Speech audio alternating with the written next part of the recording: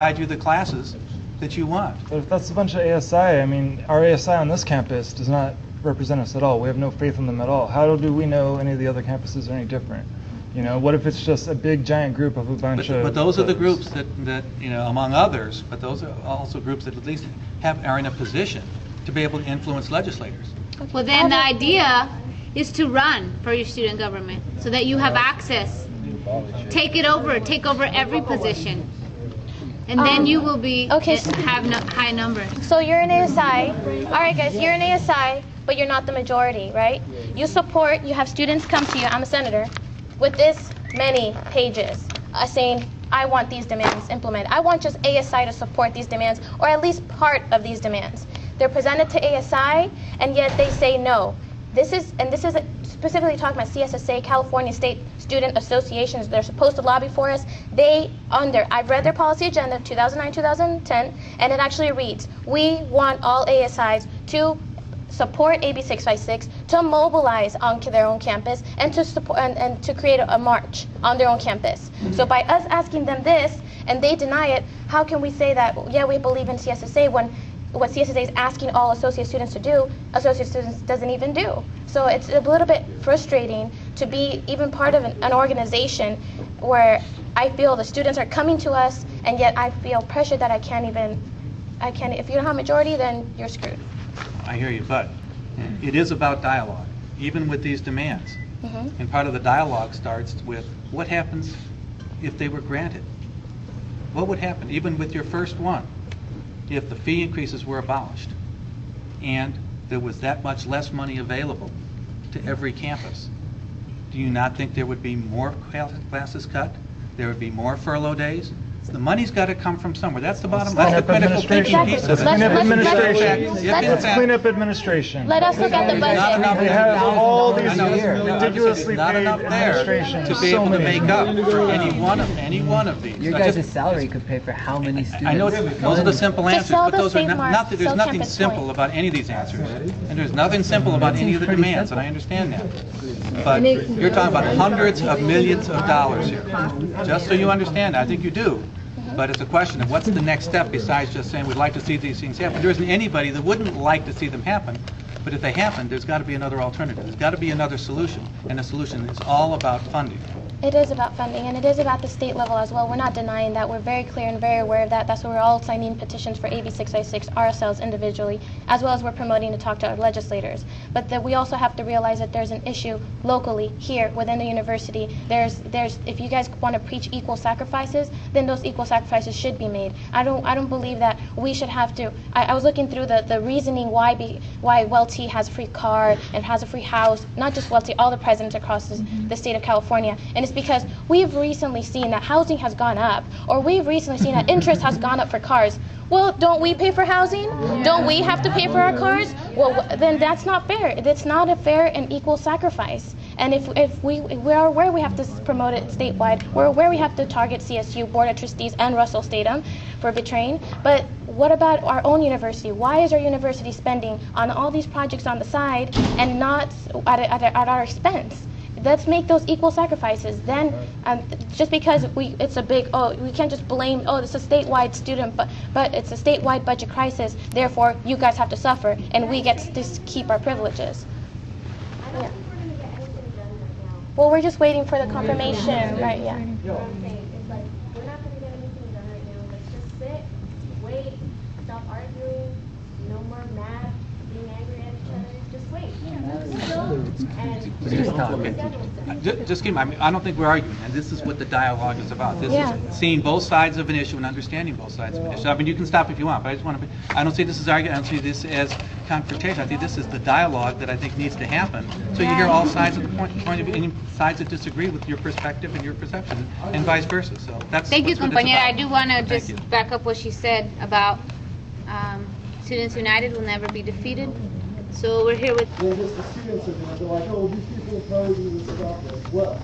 if you guys, the administrators, and everyone else can also help lead the rallies, people will be more likely to back them because now they know they have a voice up there that can help back them. And then we can help reach people that are even up higher. And eventually we will get to the legislators and they will have to listen, otherwise we can shut their entire system down and they will not like that.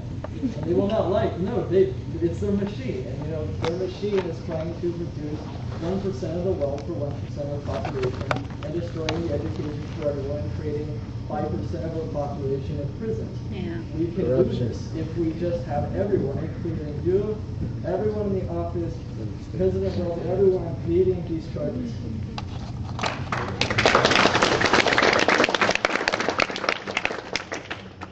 At the same time, I'm assuming that you also have great respect for everyone here to try to determine what they think may be the most influential, what may make a difference. It's very difficult to have real influence in any circumstance, particularly the higher up you go in a hierarchy, in a state hierarchy or a federal hierarchy or anywhere else. You've got to find the right paths to have influence, and just by saying, if you don't do this, you're not supporting us, doesn't mean that I or someone else, if I choose not to go the route you suggest, that I can't have influence in other ways. That's true. I hope you'd respect that, as we would respect your decide that this is how I can have influence. I was more saying that I think because people don't see the presence of 100,000, a million, 2 million people, at the, you know, with all these different leaders backing it, because they don't see this presence.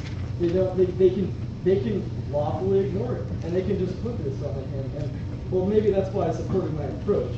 And that, you know, if we have, you know, such leaders in such places, you know, I just don't think maybe, you know, just you or a few other people, or else just one person talking to another person who's got all this money from this other lobbyist that's paying like $10 million, you know, paying their bills, everything else. That's not going to help. So, you know, they need to see that, you know, there could be real issues if they do not listen to a huge proportion of the population that will stand in front of them.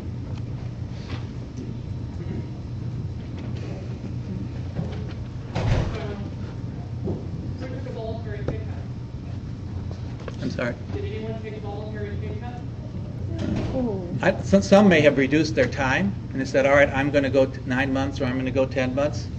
Others may have given money back. I don't know, but everybody took a 10% pay cut on the campus. We took an involuntary fee increase. I understand that. 32%. I really wonder about the principles.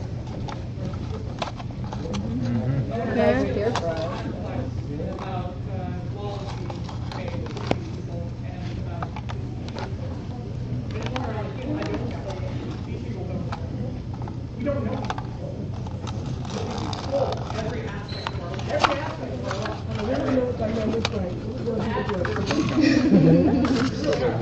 I do think you probably attribute more control to any of us than we really have, but that's another story. Well, I mean, I see a lot of people suffering right now. That's right. A lot of people burning the candle at both ends, and more than that, it's insane. And all these people want is to feel like someone actually did the damn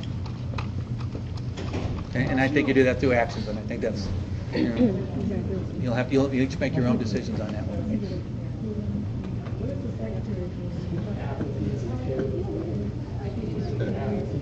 Happiness is a warm That's just, you don't even need the power to lead rallies if you make your own power.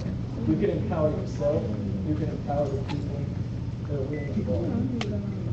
I agree, but again, you have to think about what's going to have influence. Boards, legislators, et cetera, usually aren't intimidated.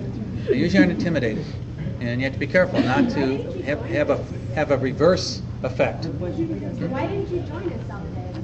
Because I was observing. My job is to try to manage at that point. I'm looking at the health and safety of the campus. You know, that's all. That's all. When you get 400 people together, you know, there's a lot of things that can happen. So my job, frankly, and that of my staff, is to make sure that everybody's safe. So you didn't more than trust us anything to take care of ourselves? No. We stayed back. We're just there in case. That's what it is.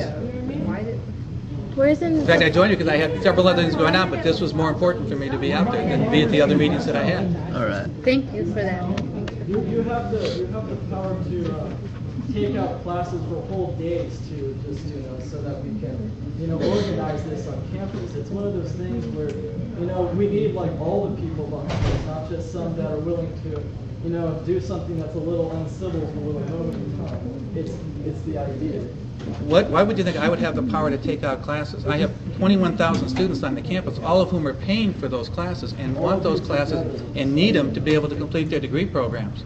We're very reluctant to do anything, once we already had to reduce classes, to do anything to further disrupt the